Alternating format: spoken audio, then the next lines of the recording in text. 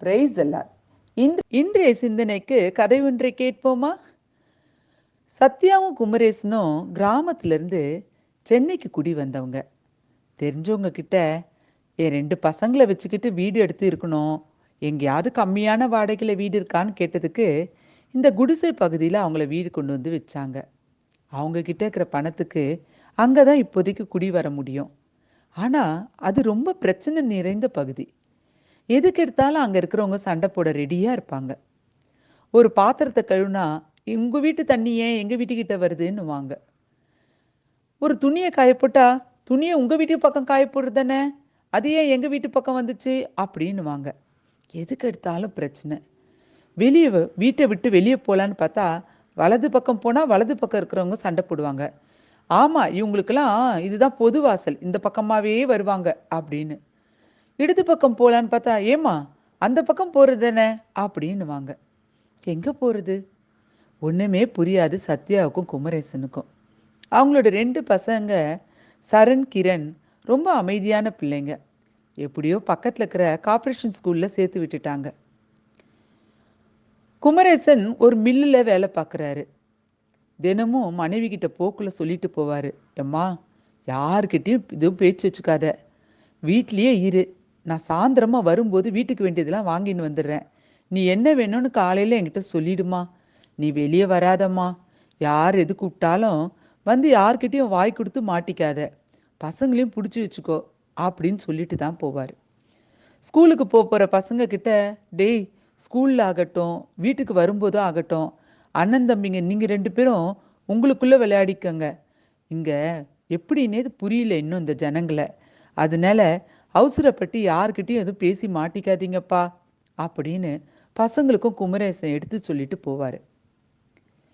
இப்படி வீட்டில் தான் மனைவியையும் பிள்ளைகளையும் அடக்கி அடக்கி வச்சிருந்தாலும் எப்படியாவது பிரச்சனைங்க சில நேரத்தில் வரதான் செய்யுது. இன்னைக்கு குமரேசனும் சத்யாவும் வெளியே போக வேண்டிய ஒரு வேலை. கொஞ்சம் வீட்டுக்கு வாங்க வேண்டிய பொருளுங்க அதிகமாக இருந்ததுனால சத்யாவையும் கூட கூப்பிட்டுக்கினாரு குமரேசன். சரணியும் கிரணியும் பார்த்து, இங்கே பாருங்க, நாங்கள் வேணா வெளியே பூட்டிட்டு போகிறோம், நீங்கள் வெளியே வராதீங்க, உள்ளே விளையாடிட்டுருங்கன்னு வாசலை பூட்டலாம் போனப்போ தான் எதிர் வீட்டுக்காரங்க, ஏமா எங்கடா மூளை இருக்கா, நம்மளே குடிசை கிட்ட இருக்கிறோம், திடீர்னு எப்போ பற்றிக்கும்னு சொல்ல முடியாது, எதனா பற்றிக்குச்சுன்னா பிள்ளைங்க உள்ளே இருந்து மாட்டிக்கிறதுக்கா, பூட்டாதம்மா, மூளையே இல்லையே இந்த பொம்பளைக்கு அப்படின்னு அந்த அம்மா வாய்க்கு வந்தபடி திட்ட ஆரம்பிச்சிட்டாங்க. சத்யாவுக்கு ரொம்ப பயந்துட்டாங்க. பூட்டலை.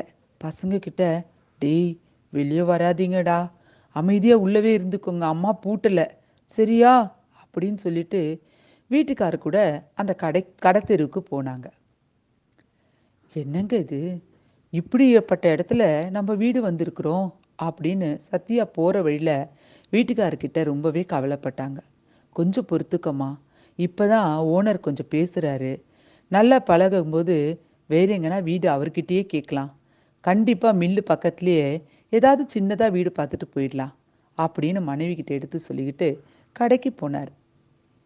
இந்த வீட்டில் இருந்த இந்த 2 பசங்களை பக்கத்து வீட்டு பையன், டேய் வாடா விளையாடலாம் அப்படின்னு சொல்லி அவங்க 2 பேரையும் கூட்டிகிட்டு போய், இந்தாடா உங்ககிட்ட கோலி குண்டு இருக்குல்ல எடுத்துட்டு வாங்கடா அப்படின்னு சொல்லி அவங்களும் வீட்டில் தங்கக்கிட்ட இருந்த அந்த கோலி குண்டை எடுத்துட்டு வந்து 3 பேருமா விளையாடிட்டு இருந்தாங்க. 3 பேருமா விளையாடிட்டு இருக்கிறத பார்த்த மற்ற பசங்க நாங்களும் வருவோன்ட்டு கொஞ்சம் அவங்க கிட்ட அவங்க விருப்பத்தை எதிர்பார்க்காம அவங்களும் வந்து விளையாட்டில் கலந்துக்கிட்டாங்க. இதை எதிர்பார்க்காத சரணும் கிரணும் பயந்து போய் நின்னாங்க. அப்பதான் ஒரு பையன் அவன் கையில் இருந்த கோலி குண்டை போட்டப்போ அது கிரணோட கோலி குண்டு. கொஞ்சம் வித்தியாசமா இருக்கும் அந்த கோலி.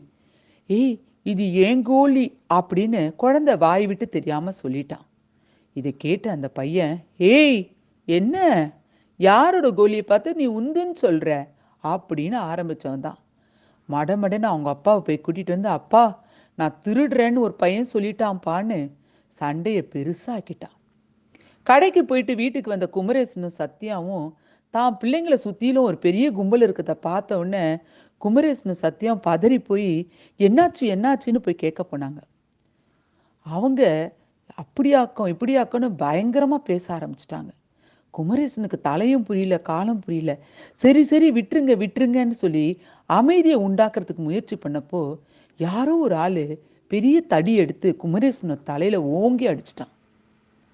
அவனுக்கு குமரேசன் நல்லா உயரமா இருக்கிறதெல்லாம் பார்த்தோன்னே அடிக்கிறதுக்கு தான் போறான் போல இருக்கு அப்படின்னு பின்னாடி இருந்து அவனா ஒரு முடிவு எடுத்து குமரேசனோட தலையில பலமா அடிச்சிட்டான். தான் கணவர் அடிக்கப்பட்டதை பார்த்த சத்யா அலறிட்டாங்க.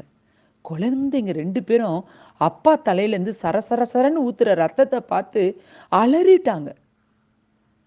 அதுக்கப்புறம் ஒரு வழியா போலீஸ் கேஸ் ஆகி ஹாஸ்பிட்டலில் கொண்டு வந்து போட்டுட்டாங்க. டாக்டர் அப்போதைக்கு தையலை போட்டு ட்ரீட்மெண்ட் கொடுத்துட்டாரு. எதுவாக இருந்தாலும் ரிசல்ட் எல்லாம் வந்த பிறகு தான் சொல்ல முடியும்ட்டார். மயங்கின நிலைமையில படுத்துன்னு இருந்த அப்பாவை சரணும் கிரணும் ஓயாம அழுதுகிட்டே பக்கத்துல உட்காந்து பார்த்துட்டு இருந்தாங்க. சத்யாவாலையும் அழகையை அடக்க முடியல. யாருமே இல்லை. துணைக்கு கூப்பிட அத்தையோ மாமாவோ அப்பாவோ அம்மாவோ யாருமே இல்லை. தான் கணவர் இப்படி படுத்திருக்கிறத பார்த்த உடனே சத்யாவால தாங்க முடியல. அமைதியா 3 பேரும் அழுதுகிட்டே குமரேசன் பக்கத்துல உட்கார்ந்துட்டு இருந்தாங்க. படுத்துட்டு இருந்த குமரேசன் மெதுவா கண்ணை திறந்தார். அதுக்குள்ள நர்ஸும் வந்துட்டு, எதுவும் பயப்படுறதுக்கு இல்லைன்னு டாக்டர் சொல்லிட்டு இருக்கிறாருமா, இந்தாங்க இதெல்லாம் பத்திரமா எடுத்து வைங்க அப்படின்னு சொல்லிட்டு அந்த ரிசல்ட்ஸ் எல்லாம் குமரேசனோட மனைவி சத்யா கையில அந்த அம்மா கொடுத்துட்டு போயிட்டாங்க. குமரேசன் மெதுவா பொறுமையா தன்னுடைய கட்டில அப்படியே எழுந்து உட்கார்ந்தார்.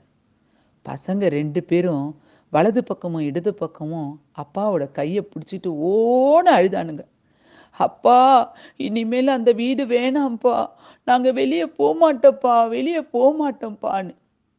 ஆமா, அன்னைக்கு அழுதவனுங்க வாழ்க்கையில இன்னைக்கு நல்ல நிலையில இருக்கிறானுங்க.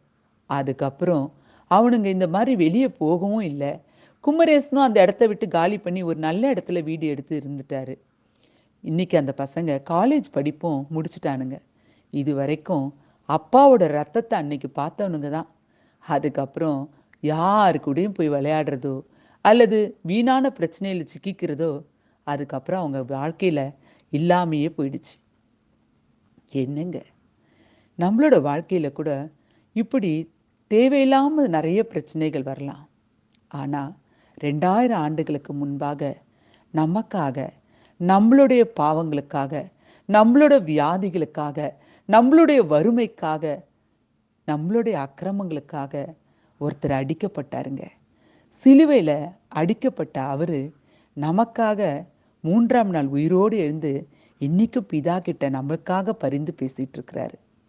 ஆமாங்க, வேதத்துல 1 பேதுரு 2:24 அவர் தாமே தமது சரீரத்திலே நம்முடைய பாவங்களை சிலுவையின் மேல் சுமந்தார், அவருடைய தழும்புகளால் குணமானீர்கள்.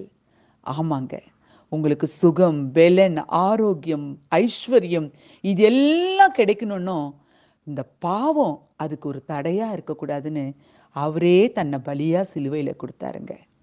என்னங்க, அவரை நோக்கி பார்க்கலாமா? God bless you all.